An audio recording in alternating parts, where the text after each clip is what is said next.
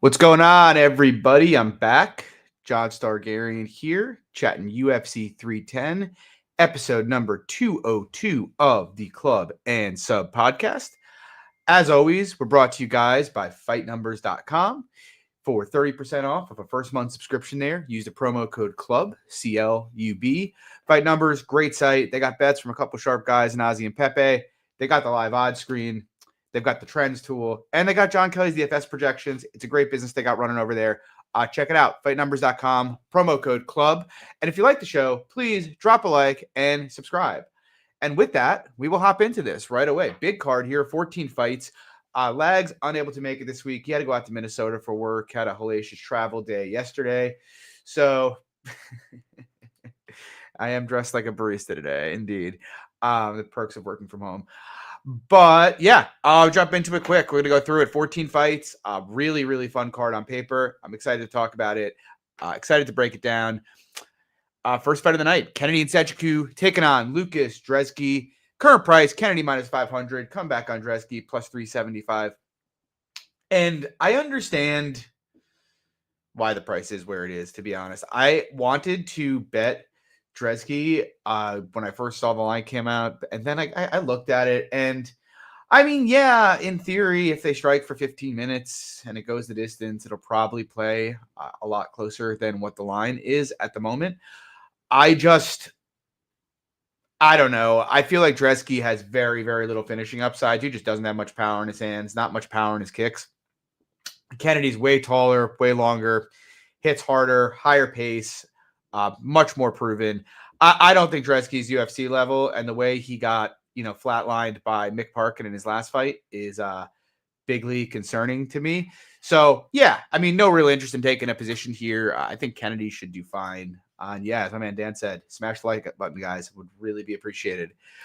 Moving on, Clay Guida, Chase Hooper, current price, Hooper minus 1,200. The comeback on Guida plus 750. Yeah, I mean, my boy Evan, I know, has been shouting up, talking up Guida all week here. I can't really get there, though. I mean, Clay, if this fight was 5 years ago, I'd obviously bet this. The issue for me is, on the feet, Clay's the more technically sound striker, but he's very low volume. He's pretty hittable. And Hooper's just going to put out a hellacious pace. So it's like, to think he is value on the feet, you have to think he can hurt Hooper. And I mean, he could. Hooper's been hurt before, and there was a period of time, once upon a time, where Clay actually carried some pop in his hands. But his reflexes look shot to me. His striking looked very, very slow and wooden against both Mark Madsen and Rafa Garcia. Not that they're much worse strikers or even worse strikers than Chase Hooper is, but he looked very, very, I don't know, fetal, to be honest with you guys. He just seemed to be playing it very safe, just 1 to 2 shots a minute, and kind of content with that. I don't think he's going to get that from Hooper. Again, he could hurt him. I mean, it's not impossible, but I'm not going to trust a 43-year-old who's clearly declining to do that here. In the grappling, look, Clay can probably take him down. Maybe he can get some top time. I just feel like, I mean, how many times do we have to see Clay get subbed by better submission grapplers to, realize that he's in danger there? And I guess the market does realize it given the price. Yeah, what I'm getting at is I can't really make a case for Clay here. I mean, I can make a case for it. I just think it's really, really thin. Hooper's got him pretty well covered. So yeah, I think Hooper rolls. No interest in a play there for me. Chiesa and Max Griffin, Michael Chiesa and Max Griffin, current price, Chiesa minus 114, comeback on Griffin plus 106. I think it's an okay spot for Chiesa. I took some early Chiesa dog money. I think, would I bet it at minus 114? I don't know. I do think he deserves to be a favorite, like in the minus 125 to minus 140 range, but I think you're also kind of, grasping for value at this point where the line is. But I mean, the main dynamic here is just, can Griffin keep this fight standing and land his own offense? And I think early in the fight, he has some chance to. Griffin obviously in round ones tends to have, be pretty quick, hit pretty hard, and be kind of pretty tough to corral early in fights. And so, yeah, I mean, it's possible he can hurt or finish Chiesa in the first round. It wouldn't shock me. My issue is, first of all, Chiesa is a really, really tough guy to find. Not because he's good defensively. He just does a very, very good job of limiting engagements. When he does choose to engage, it's usually when he has a clear path to a takedown. And I think if he gets his hands locked against Max, he's going to go for a ride. Secondarily to that, Max, he doesn't like death gas per se, but he visibly slows past a round every single fight. The volume starts to fall off a cliff. He becomes easier to corral. And, you saw what happened with Neil Magny. Great first round, and then Magny kind of started working him. And I kind of think if this fight extends, that's likely what's going to happen here. And on top of which, I think Chiesa getting on top of him, he's going to wreck him. He's just a much, much better grappler than Max is. For me, getting to a Griffin bet would require you believing that, one, he can keep this upright, and two, he's going to land a lot of volume. But just given the nature of how Chiesa fights, I don't think that's likely true. I have a lot more concern for Chiesa in most fights, to be honest, in grappling transitions than I do in striking, because while he's not a good striker, he like I said, he doesn't engage you. He's not going to get into a brawl with you. No one gets into a brawl with Chiesa because he'll just avoid it. He avoided it with RDA. He avoided it with Sean Brady. He's avoided it with plenty of good strikers throughout his career. I think he'll be fine here. I think Chiesa is going to win. I think he's a decent spot. Tim even mentioned it. Chiesa got Brady down once, and he is an elite back taker. Chalky Bats asking to share some Tampa thoughts at the end. Yeah, I'm down with that. That would work. Moving on, though. We got Cody Durden taking on Joshua Van. Current price, Joshua Van minus 150. Cody Durden comeback is plus 130. Josh Van, one of, it seems, the brighter prospects in the sport. A lot to like about this kid. Very, very high pace. Insane cardio. You've seen him over and over again break guys in the cage. He's just the kind of guy, it's very, very, if you don't get off on this guy early, he's just going to keep coming and the pace is going to get higher and higher and higher. So, yeah, I mean, normally against a guy like Cody, who a lot of people think has questionable cardio, you would think, this is a spot that Van should be lined a bit wider. But actually, I think the reverse here, to be quite honest. I actually think this line should be a lot tighter, possibly even favor Cody, to be honest. So, yeah, all the things I said about Van are true, and I do think he's a pretty bright prospect. He kind of reminds me a bit of, Max Holloway when he was young with the way he fights. The big difference for me, and I have two big issues with Van in general. The first is that he is very, very hittable. And in addition to being hittable, I don't think he's particularly durable. We've seen him hurt 3 or 4 times now in the UFC. We saw him get put out cold by Charles Johnson, got hurt by Edgar Chairez, got hurt by Kevin Borjas. He just seems like a guy who doesn't really have that rock solid stone cold durability. And number two, I think his grappling is extremely suspect. Now, I will preface that by saying there isn't a ton of grappling tape of Van, in the UFC. The most relevant fight was regionally, and it was 4 years ago, but he looked absolutely horrendous and was submitted. Now, what I have seen in the UFC, though, hasn't really changed my opinion all that much, to be honest. And I say that because the big thing for me is the Felipe Bunes fight. The thing that concerned me regionally with Van was guys got to his hips really easy. But in addition to that, when you push this guy on the fence, he doesn't really dig an underhook. He doesn't really know head position. He doesn't have means to disengage. And he also seems kind of weak when you try to wrestle him on the fence. Bunes was able to take him down from there relatively easily. And it looked almost identical to what it looked like regionally. Not to say he's not training grappling. I'm sure he is. But it just seems like still a pretty big hole there. And on bottom, from what I can see, his best means of getting up is just exploding and giving the back up. And I think both of those things are pretty problematic here. Now, to give Van some credit, he did defend a couple takedowns from Charles Johnson, one of which was pretty deep. But Charles, he's a good grappler, but he's not a great wrestler, in my opinion. And so I don't know how much stock to put in that when we saw him defend 5 takedowns against Bunes. I mean, even going back to his last fight, Chairez never took him down, but Van, he hurt Chairez bad, and Chairez shot and got right to his hips. And that, to me, was pretty surprising. But I don't want to put too much into it. I'm sure he's improving fight to fight. But I look at a guy like Cody Durden, and, my biggest concerns with Cody is obviously he got knocked out not that long ago. He's been rocked before. I don't think he's got the best chin ever. And obviously, he can redline at times, and we have seen him slow down, in fights prior to this. But I think he's bringing a different level of grappling to the table than anything Josh Van's seen before. The guy was a multiple-time state champion wrestler in Georgia. He can chain takedowns really well. He has very good takedown diversity. And, I mentioned the clinch, the issues Van has there. I mean, you go back and watch the way Cody was kind of bullying Bruno Silva in the second round of their last fight. And I mean, that just speaks very loudly to me because, Bruno Silva is a pretty good defensive grappler and pretty strong and was kind of getting like physically murked by Cody there prior to the knockout. Like if he gets Van in the clinch, he's going to take him down. Like I'm almost positive. And then on top of which, Cody's also a black belt in jiu-jitsu with really, really slick back takes. And I feel like there's a pretty high percentage chance that any takedown Cody gets, he can convert into a back take, just because that seems to be how Van gets up at this point in his career. Tim mentioned good live bet spot because Cody's a front runner and Van is, very good in round 3. But I don't disagree with that, honestly. Obviously, that's kind of, if you want to bet Cody pre and go in live on Van, it makes sense.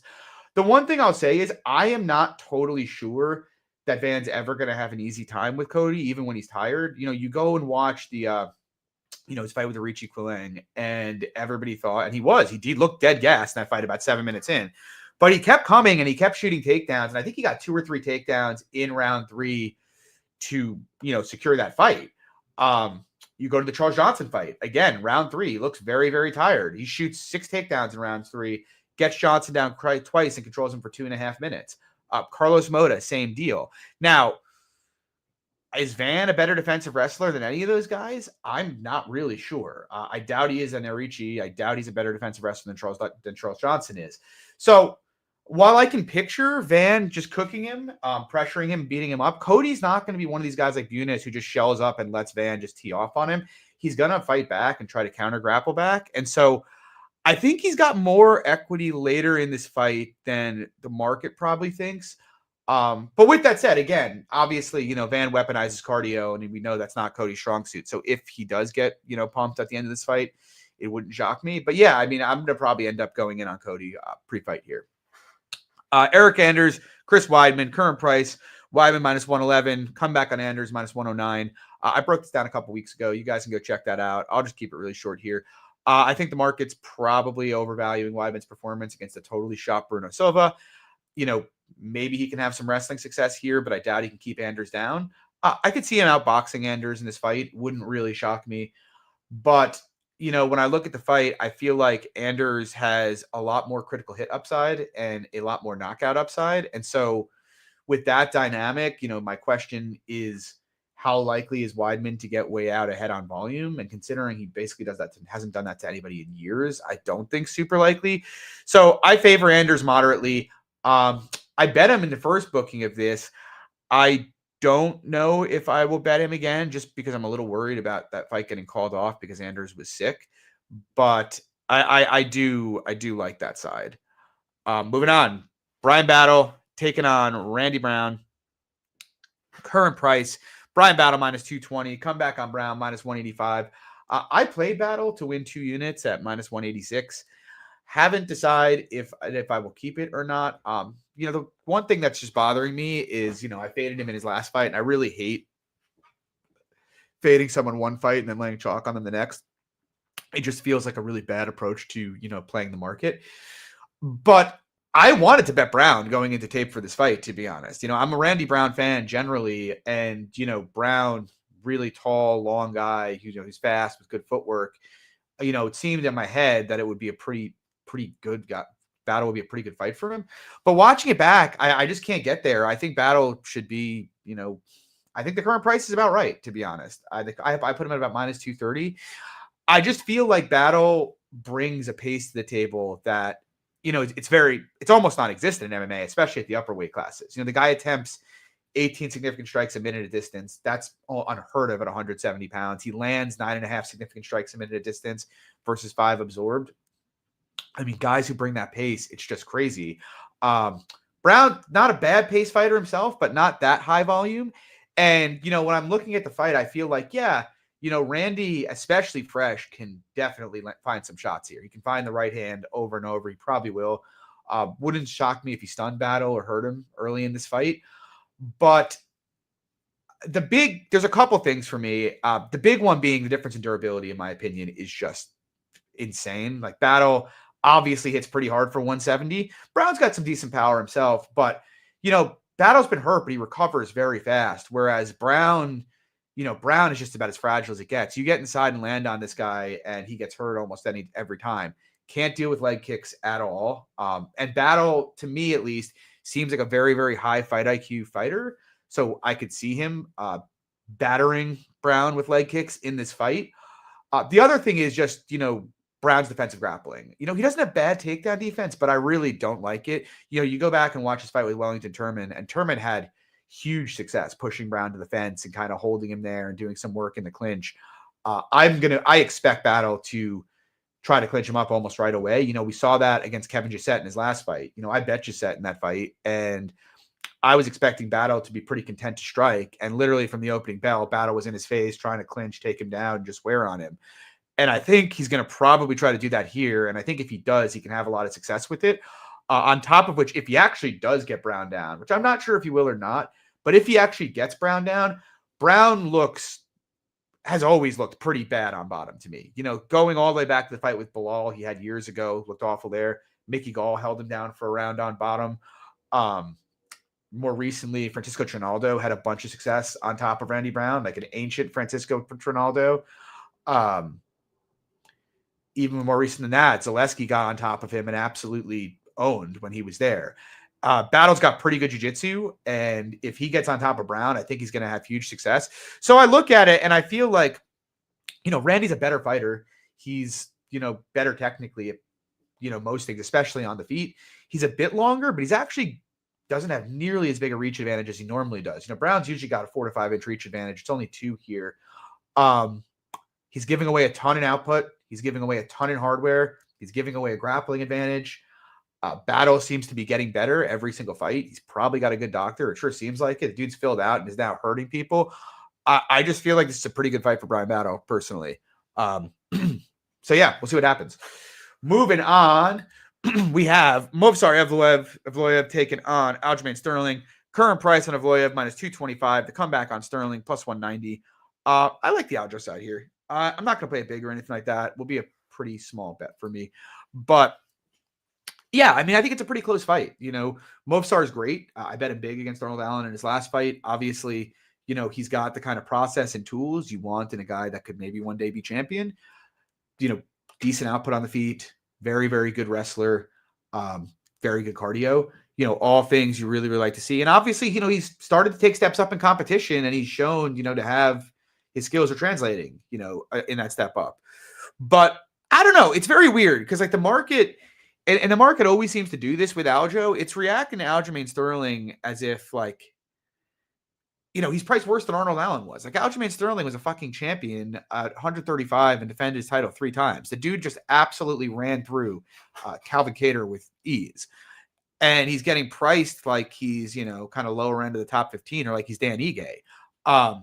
And it just doesn't make a lot of sense to me because, like, look, Movsar's striking is good. And if they stand in the pocket, Movsar is certainly the better boxer. He looked really good against Ige, obviously, and he looked okay striking with Allen. He did hurt him, but Movsar hasn't really had to deal with someone like Aljo. And Aljo, he is a jank lord. His striking is ugly as shit. Like, I don't think anybody would deny that, but it's remarkably effective.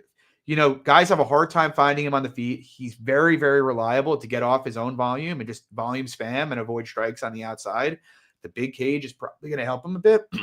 So it's like, I think Movsar's got more critical hit equity here, but I think Aljo's got much more volume upside. In the grappling, Movsar's the better wrestler.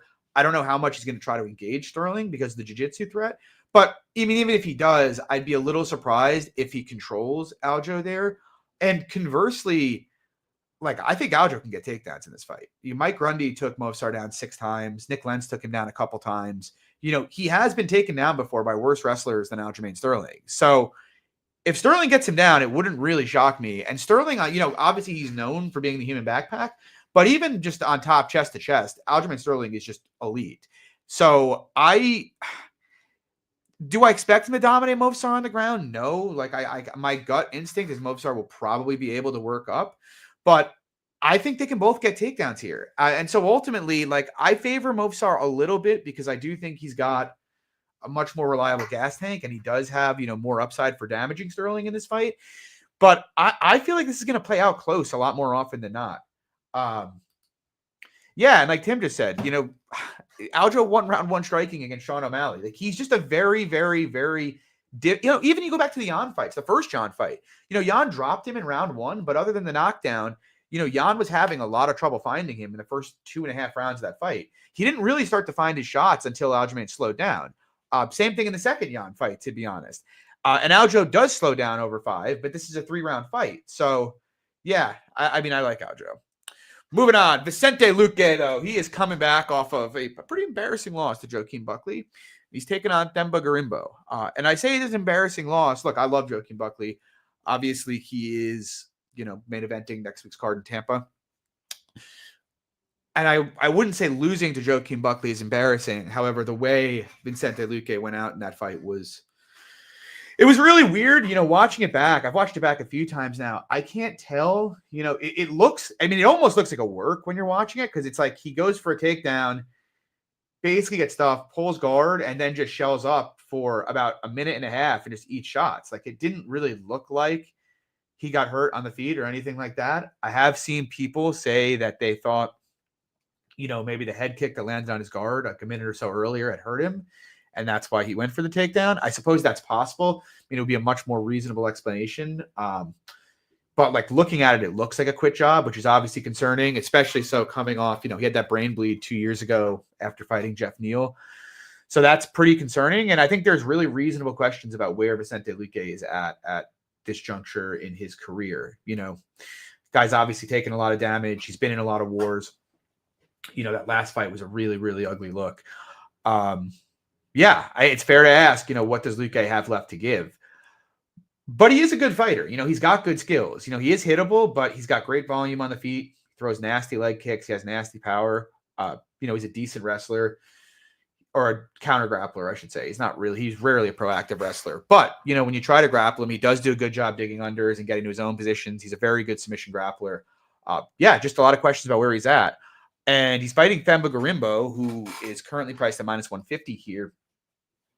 And it's a weird fight because obviously Gorimbo, he's hot in the streets right now with the UFC. It's pretty clear the UFC is booking this fight to try to get Gorimbo a reasonably high-profile win. That seems kind of obvious to me. But at the same time, man, like, I tape Themba Gorimbo, and I respect his process. He's obviously physically strong. He fights through fatigue very well, and he knows that his striking isn't great, and then he needs to push the grappling and the wrestling. But I don't know, man. Like, I don't even think this guy's wrestling it's okay. His takedowns are okay, but I don't think his control is good at all. I think he's very, very sloppy in grappling transitions. Obviously he got multiple takedowns against AJ Fletcher in his debut, but he ended up getting submitted in that fight. He fought Takashi Sato, got 9.5 minutes of control, but he actually gave up a couple takedowns to Sato. And, Sato is the kind of guy that he's probably the worst grappler in the division. I thought that was pretty alarming. You even go back and watch the Reyes fight. Now, he dominated that fight, but Reyes was turning him. Reyes was dead gassed and just turning him in positions, which I thought was pretty weird. But he beats Reyes, and he beat Nico Price in his last fight. But we all know, Nico Price is as turbo washed as it gets.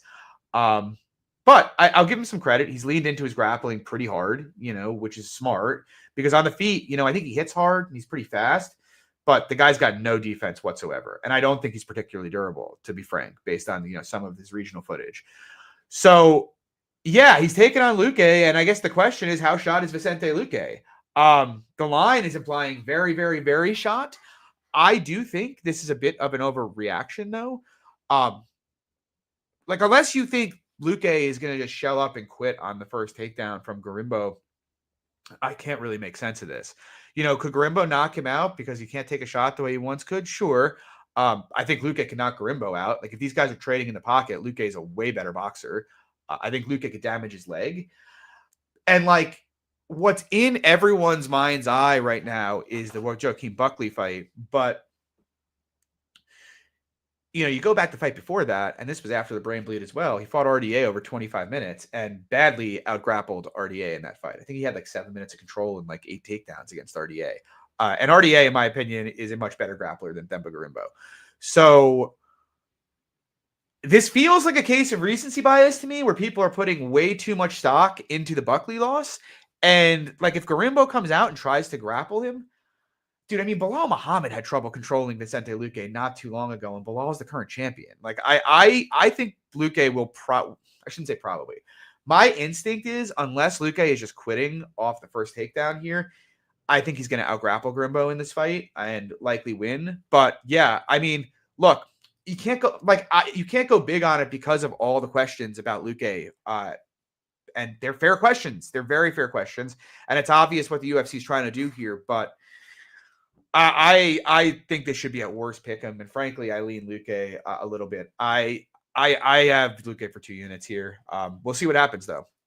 Moving on, Dominic Reyes, Anthony Smith. Talk about fucking turbo shot fighters here. Anthony Smith coming off an absolutely hilarious fight against Roman Dolidze, where he looked absolutely awful. Dominic Reyes coming off winning as an underdog, getting his first win. I believe it was 5 fights, knocking out Dustin Jacoby. So interesting, they're crossing paths here. Current price, Reyes minus 360. The comeback on Smith plus 295.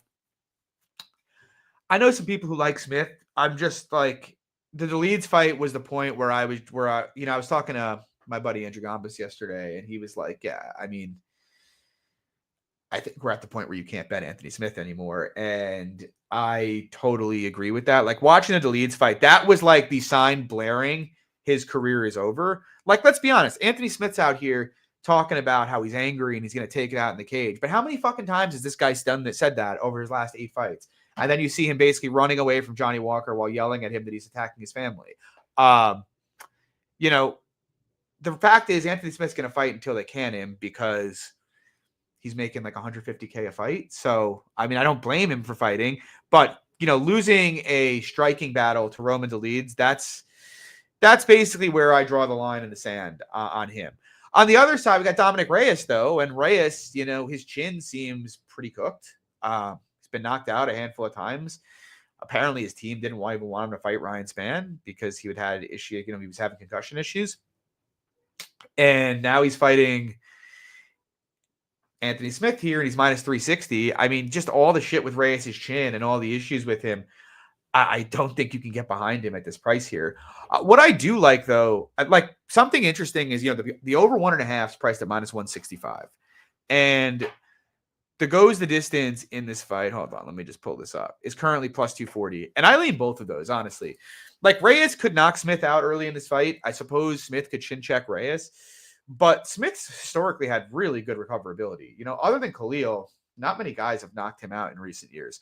And on the Reyes side, his chin is fragile, but Anthony Smith is, I mean, he has like 1 knockdown in his last 8 fights. Like, he's not hurting people anymore. He's moving super slow, And with Reyes, I think Reyes brings most of the threat of a knockout in this fight, but Reyes is a notorious gasser. Like, the guy slows down after 7 minutes just about every fight. And I don't know, like, I look at this fight and I feel like it's not going to be particularly high volume. I think it's going to be pretty point fighty. And I'm just like, I feel like Chael said the best bet of the card, his fight doesn't go the distance. On this fight? Really? That's crazy to me.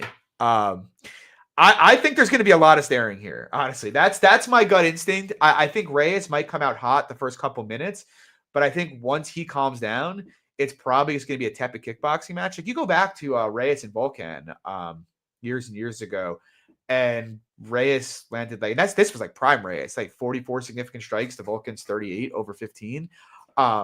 Basically went the distance with OSP back in the day. And now he's a more deteriorated version of himself. And frankly, I wouldn't even be surprised to see Reyes wrestle a little bit in this fight. Yeah, I don't know. I think this should be like, doesn't go, should be like minus 150. I think where it is now at minus 300 is maybe even minus 185, because they are big boys. But I think where it is now at like minus 300 is crazy. And I think only giving it like a 60% chance to go over is like absurd to me. Like, I really don't think Dominic Reyes or Anthony Smith is ending this fight inside a round and a half, like 40% of the time. I think that's it. I think it's probably closer to like 25 to 30%. So yeah, I like over. I like goes the distance. Moving on, banger fight here. Nate the Train taking on Duho Choy. Current price, Nate minus 137. Comeback on Choy plus 117. I really wanted to bet Nate, and I might if it gets bet in enough, because I do think he is the more skilled fighter of the two. I think he's the better grappler. He's got better cardio. He has much, much better pace. And frankly, I think he's actually a bit better of a boxer, technically, to be honest. That's my take anyway. And he's fought, or he's had more success against a higher level of competition, in my opinion, than Choy has had. Having said that, my big concern is, dude, Nate's not young anymore. He's like 34 or 35. I don't think he's very durable. I mean, the guy gets hurt almost every fight these days. Choy looks like he's improving, and honestly, Choy hits really fucking hard. The guy he knows how to pick his shots very, very intelligently. He's got real power, and he's going to land hard on Nate in this fight at points. I think he's got a lot more critical hit upside and knockout upside than Nate has in this fight. And to me, that is enough in a fight that's like close to pick him, slightly in Nate, for me to not really want to lay any chalk on Nate. I just think it's going to be a fun fight. It's an absolute banger. Nate's going to take it to him, but that's the only way Nate knows how to fight. And if it ends up being a rerun of like the Ige fight where, Nate mostly keeps up on volume or gets ahead on volume and just eats the bigger shots, I'm not going to be shocked. So yeah, passing for me. I lean the Nate side, but don't really want to have any interest in it. Bryce Mitchell taking on Crone Gracie. Current price, Bryce Mitchell minus 950. Comeback on Crone plus 650. This fight's fucking ridiculous. I don't know why it's being made. Bryce should win pretty easily. I mean, I guess, had they booked this fight after the Swanson fight, I probably would have been interested in Crone. Like, the thinking would have been, okay, he can zombie his way forward, get into a brawl, and maybe win it. And Bryce probably won't control him on the ground with his jiu-jitsu acumen. But after watching Gracie's last fight against, what's his face? Charles Jourdain, and seeing, Gracie pull guard and Jourdain be able to just kind of play it safe and control him there, I found that to be very, very bearish. So, yeah, I don't know. I think Bryce is the better striker. He's the bigger, longer guy. I think he is. I mean, he doesn't have better jiu-jitsu. But if he gets the half guard or full guard here, I think he can probably control Crone. It's juicy, but I do have some mild interest in the fight goes the distance at minus 220. I don't think it's that crazy. I think that should be closer to the minus 300 range. Crone's durable. I don't think Bryce is going to sub him. And I'd be a little surprised if Crone subbed Bryce, to be honest. So that's my lean there. I lean over in the GTD here, but I think it should be fine. I don't have much to say about this fight. Moving on, Cyril Gane taking on Alexander Volkov. Current price, Gane minus 355. Comeback on Volkov, plus 290. I took an early Gane price at like minus 250 here. Obviously wouldn't bet the minus 355. I did take some Gane decision, minus 130 yesterday, and I actually think better than minus 150. That's not horrible. But I guess broad stroke thinking is these guys last fought 3 or 4 years ago. Both were a lot younger then, but Gane's still kind of in his prime. Volkov's 36, 37 now. That fight was competitively uncompetitive, if you know what I mean. And by that, what I'm saying is, Gane or Volkov kept it close on volume, reasonably close compared to most guys who fight Gane, but it never really felt like he was that in the fight. Gane just throws a bit more, measures distance a bit more, lands the better shots. And it just seems pretty replicable, to be honest. And now we're moving here 4 years later. Gane's still pretty much at the peak of his powers. Volkov aging a bit, and they're going from the small cage to the big cage, which should benefit Gane and his movement greatly. And we have, a fight that I think is going to play out similarly. I mean, obviously there have been some holes in Gane's grappling that have been exposed in recent years, but I honestly don't think Volkov can get takedowns even if he goes for them. And even if he does, I'm not sure Volkov can keep Gane on the mat if he doesn't want to be kept there. So on the feet, I just think I think the current price minus 350 Gane is about right. I just feel it's very, very hard for me to see, Tristan saying if Volkov can increase his volume. Yeah, I mean, he needs to increase his volume in this fight. My issue is Volkov just doesn't have a lot of variance bringing tools. And by that, I mean, he doesn't hit very hard. He hits hard, but it's really hard to find Gane, especially with this kind of speed advantage. So I think he's going to have a hard time hurting Gane here. And he's not a very good grappler. So it's to me, much more often than not, it's an outside kickboxing match where the younger, better, faster striker who throws more volume and is more defensively sound is going to cruise to a fairly comfortable decision. I think this should be Gane fairly easily, to be honest. I shouldn't say fairly easily. It wouldn't surprise me if it's if he loses a round or if it's 30-27 and 3 close rounds. I just think Gane's going to, outpace him a lot more often than not. And moving on, we got Shavkat Rakhmonov taking on Ian Garry. Current price on Shavkat minus 365. Comeback on Garry plus 300. Debating whether or not I should go on Garry here. It's very, very hard to imagine what Shavkat minus 400 looks like. I guess he could wrestle very, very aggressively here and get easy takedowns, but I don't think I don't think takedowns are going to be that easy. His wrestling is much more clinch reliant, and I don't think Garry will be too easy to take down out of the clinch. Nor am I totally convinced he is going to be able to hold Garry down if he gets him down. Garry doesn't seem helpless on the ground. On the feet, I think Gary's the much better technical striker. He's more reliable volume. I think he's a bit more defensively sound than Shavkat is.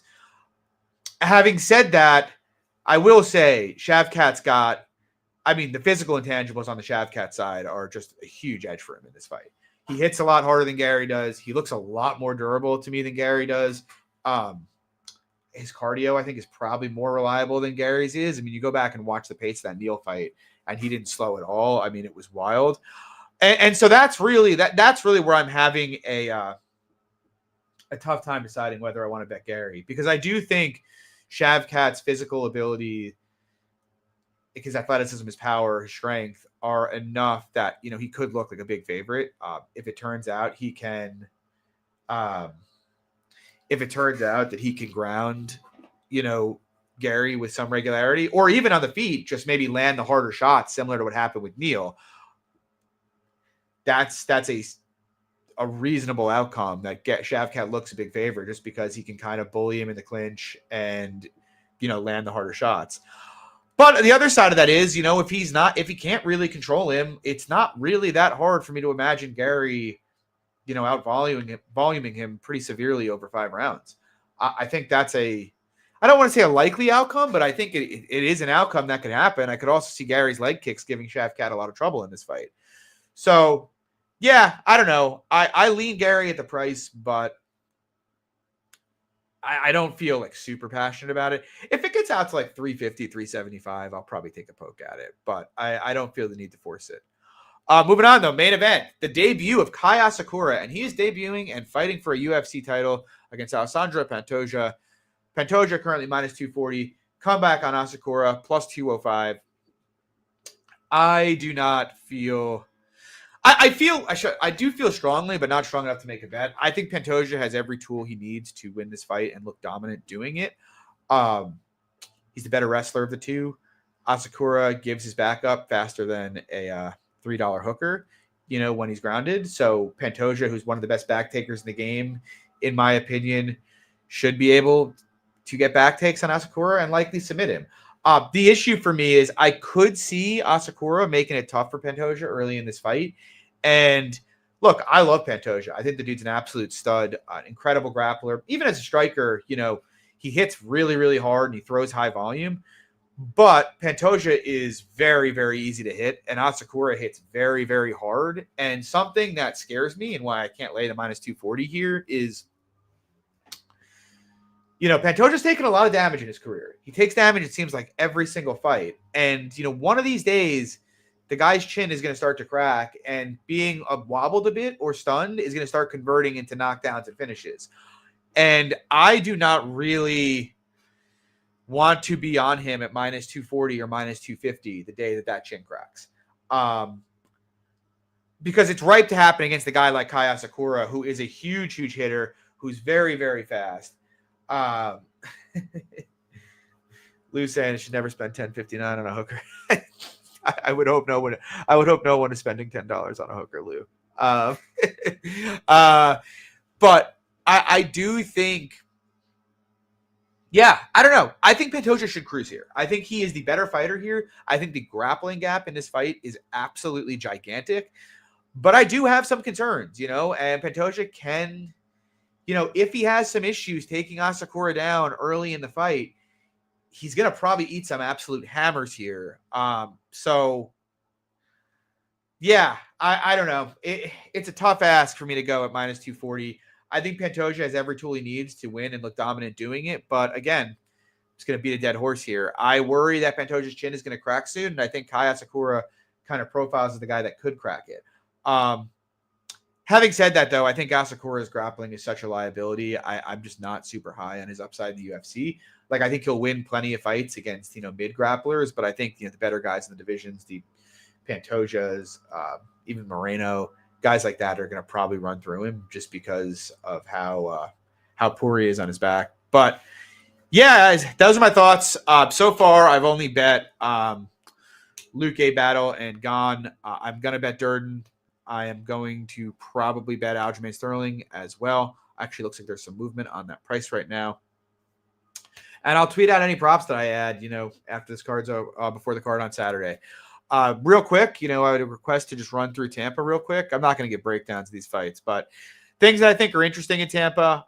Buckley Covington's an interesting fight. I haven't taped it yet. Obviously, Covington looked bad against Leon Edwards, but, that's Leon Edwards, and him being lined closer with Leon Edwards than Joaquin Buckley seems a bit stupid. So I am moderately interested in Covington, even though he's an old man.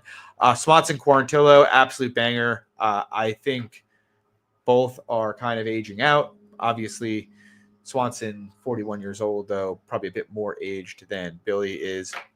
Michael Johnson against Ahmed Zaitar. Johnson should cruise. I have to tape it to confirm, but I might even lay the price there.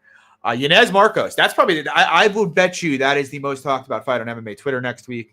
I don't have a strong opinion pre-tape. I guess I would lean Yanez just because I think, again, Marcos being a bigger favorite against Yanez than he was against John Castaneda doesn't really make entirely much sense to me. Manel Kopp, Bruno Silva, banger fight. I actually think Bruno Silva can compete there if he can avoid getting murdered. And then the last one I have a ton of interest in here, Piera Rodriguez, Josephine Knudsen. I'm pretty sure I'll bet Piera there. Should have a pretty big grappling edge in that fight. If she gets Knudsen down, she's going to probably hold her down. Woodson Fernando Padilla. That's a banger, too, that I have to look at. Yeah, I mean, it's a really good card, the Tampa card, to close the year out. So we'll be back here next day. We will be back hopefully at the same time, at the normal time next week at Wednesday at 7 p.m. We are discussing moving our show to Sunday nights for next year. Right at, Sunday night before, just like starting it off early, get done early in the week. But, we'll update you guys with that. Lags and I are going to chat more on the break. So, yeah, guys, enjoy the card this weekend. Good luck on your bets if you're betting. Good luck if you're following. Fuck you if you're fading. No, I'm just kidding. Good luck if you're fading. But hope you all make money this weekend. Follow me at MMA Fox. DM me if you want to chat. Drop a like. Subscribe. I'd appreciate it. Peace.